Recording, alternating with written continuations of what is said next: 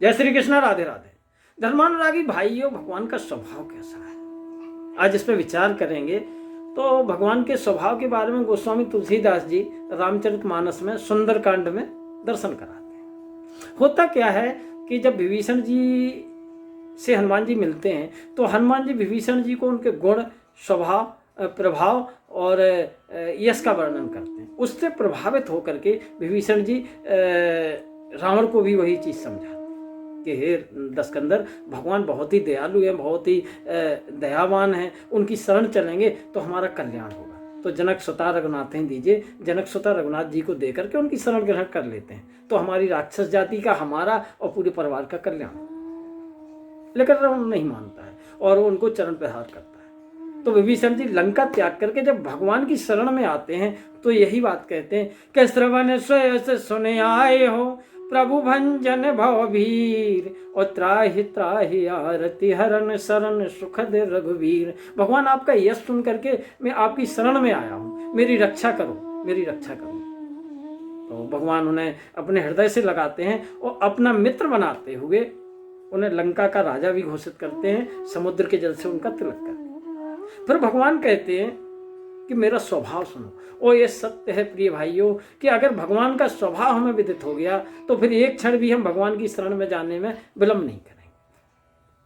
तो भगवान विभीषण जी को यही बताते हैं कि सुनो सखा निज कहूँ स्वभाव, और जान भुसुंड शंभु गिर जाऊ।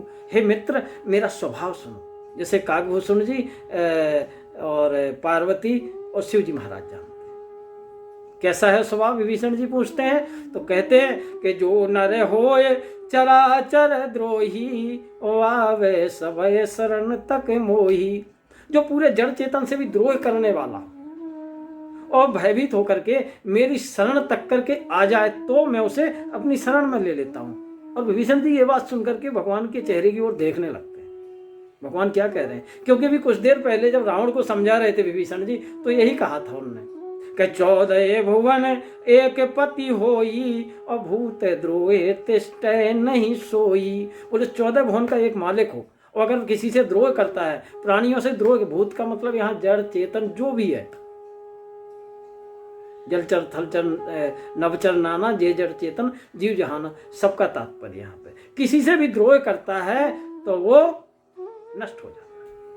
वही प्रकृति से द्रोह करेंगे, पेड़ पौधों को गलत तरीके से काटेंगे, भूमि का उत्खनन गलत करेंगे तो प्रकृति हमारे ऊपर नाराज हो जाए, हम नष्ट हो जाए। तो किसी से भी द्रोह नहीं करना है।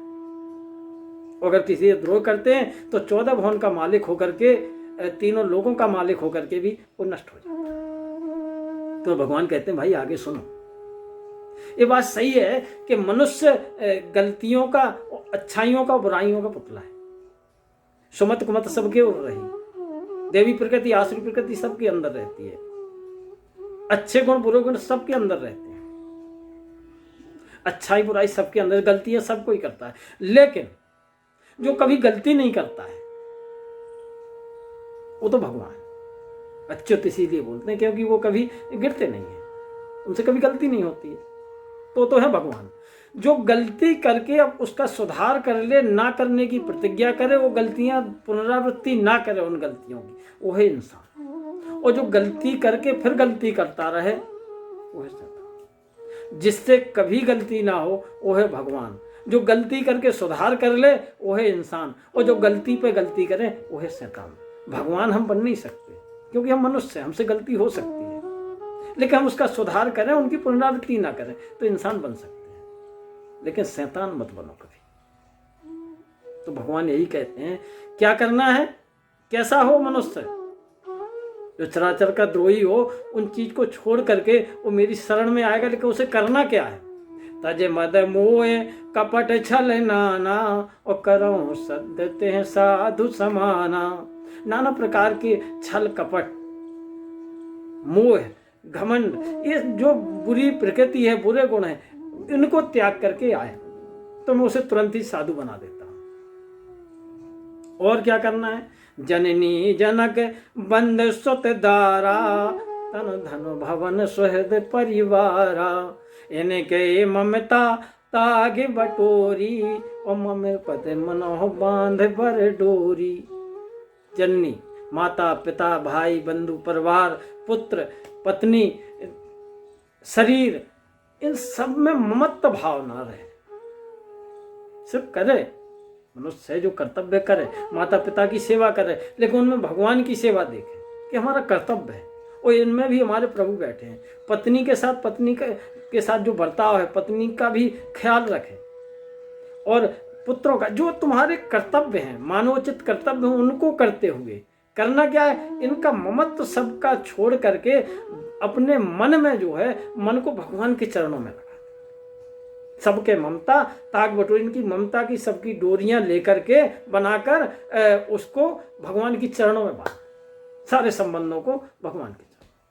कहा भी है, तुमेव माता च पिता, तुमेव बंधु सखा, तुमेव विद्या द्रविणम, तुमेव सर्वम मम देव देवा।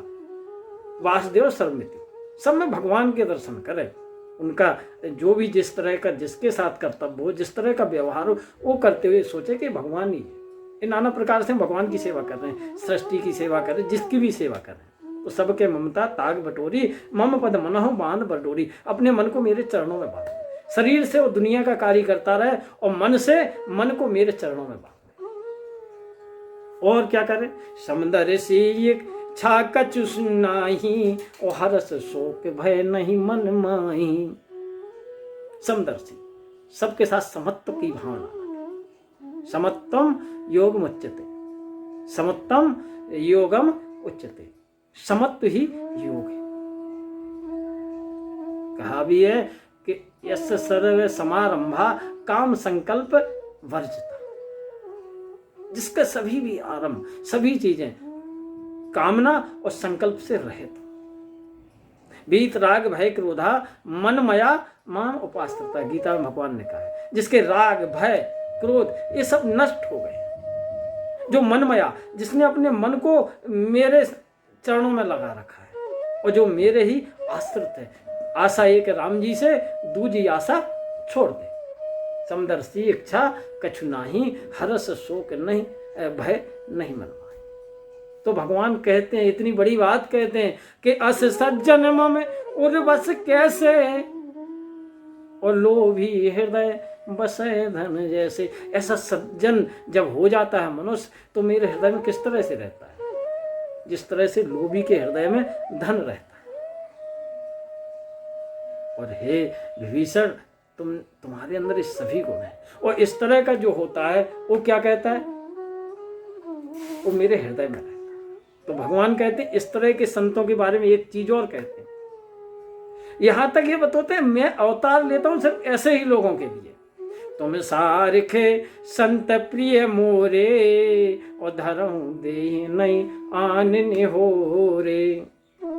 और मैं इनके लिए ही शरीर धारण करके आता, और मेरा कोई कारण नहीं।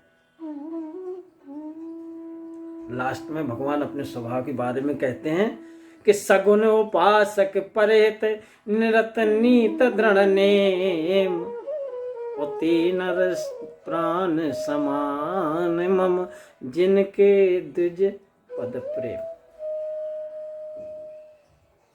जो दूसरे के हित में लगे रहते हैं, नीत और नियमों से में दृढ़ रहते हैं, और ब्राह्मणों के चरणों में जिनका प्रेम है, ये मेरे लिए प्राणों के समान।